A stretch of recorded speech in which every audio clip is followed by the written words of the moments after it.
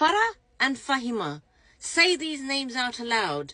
This is another horrific case in Somalia.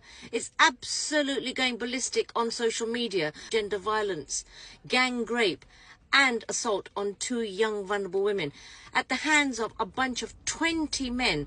The incident is alleged, but we have had references to it on X, and so many people on social media are sharing this awful, awful, tragic case.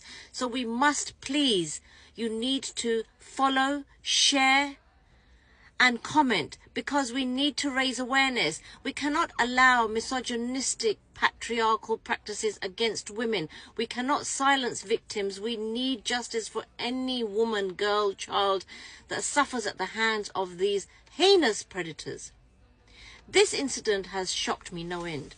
2 sisters who were fleeing the chaos in Aragavo came back to their homeland Somalia in the hope of finding a better life.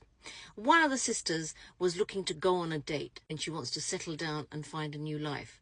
She wasn't totally convinced or 100% certain. She wanted her sister to be her chaperone. The 2 of them went to meet this guy. The guy, I don't know whether he met them in the car or whether he picked them up, I'm not sure, but he locked them in the car and invited 20 guys who came and put the sisters through the most horrific ordeal.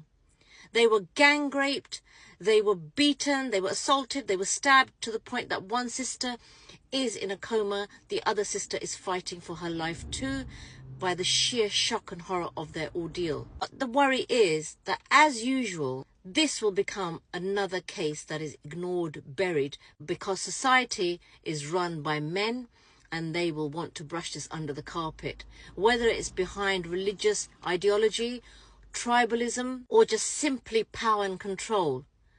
This is going to be seen as something that impacts the honor and brings shame, and therefore it will be silenced. They will not be spoken about. And it's important for us to raise awareness, to share this, spread the word.